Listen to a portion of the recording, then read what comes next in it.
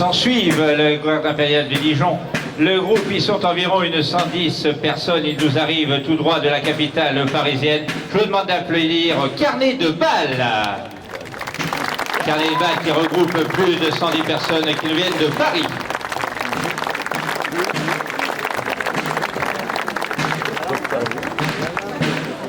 Pendant l'arrivée de Carnet de Bal, je vous invite à regarder et découvrir l'élégance de l'époque impériale, les robes à crinoline lancées à la mode par l'impératrice Eugénie, les magnifiques coiffures redingotes, uniformes d'époque, barbiches pointues et tout autre style qui ont fait le charme de l'élégance de cette époque.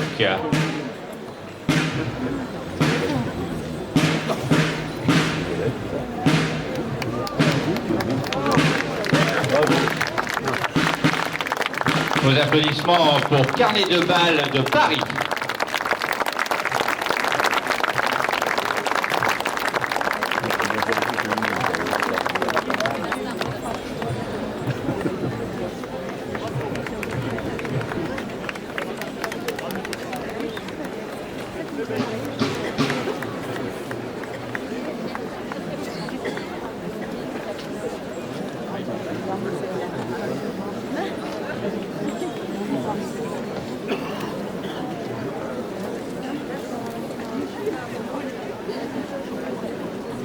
En attendant que l'ensemble des représentants de Carnet de Bal de Paris viennent nous retrouver sur le parvis, je vous rappelle que pour la 3e année consécutive, l'Imperial Park se trouve dans le magnifique parc Napoléon III, où vous pourrez vous promener jusqu'à 19 h ce soir dans les 6 quartiers à thématiques bien différents. Le quartier militaire, le quartier des enfants, le quartier des artisans, le quartier des bourgeois, le quartier gourmand et le quartier des cavaliers. Je vous rappelle, à l'issue de ce défilé, aux environs de 19 h jusqu'à 23 h au Palais des Congrès, vous pourrez retrouver le bal impérial dans les 2 magnifiques salles et somptueuses que sont Berlioz et Napoléon III. Tarif unique d'entrée à 7 €.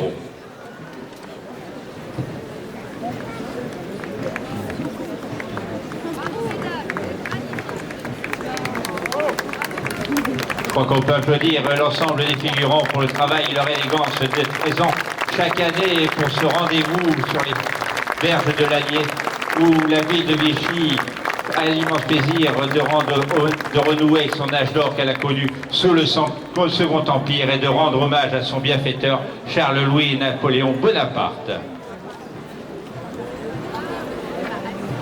Pour ceux qui viennent juste de nous retrouver, je vous rappelle que Louis-Napoléon Bonaparte, dit Napoléon III, est né à Paris le 20 avril 1808 et décède en Angleterre le 9 janvier 1873. Vichy, station thermale à l'époque, est très à la mode et fréquentée par les célébrités de l'époque.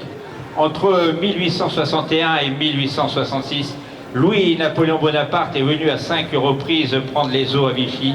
Et à son arrivée à Vichy pour sa première cure, il résida à Villastros.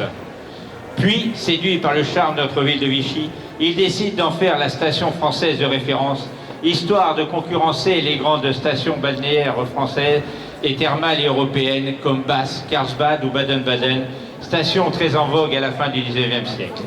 Il souhaite alors attirer sur Vichy toute la bourgeoisie européenne et les grands de ce monde. De là, il engage la ville dans une grande période de modernisation, liaison ferrée, gare, établissement thermal d'Hardy, digue de l'Allier, église Saint-Louis, chalet en bord de parc et bien d'autres.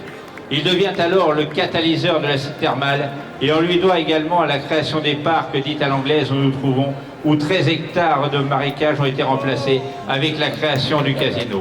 En à peine 4 années, la ville de Vichy se dote de tous les équipements indispensables à la ville thermale et mondaine. Vichy se métamorphose, la ville double sa fréquentation et sa population.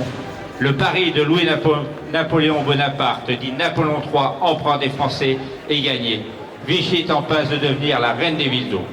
On notera qu'aujourd'hui, Vichy et les grandes villes d'Europe sont inscrites depuis le 24 juillet 2021 au patrimoine mondial de l'UNESCO. Je vous rappelle que cet événement majestueux est le fruit d'un fort travail de toute l'équipe du pôle événementiel de Vichy Destination. Remerciements à tous les partenaires qui nous ont accompagnés cette année, la ville de Vichy, la SAEM, la Fédération française des fêtes et spectacles historiques et bien entendu l'ensemble des participants qui nous viennent des 4 coins de France.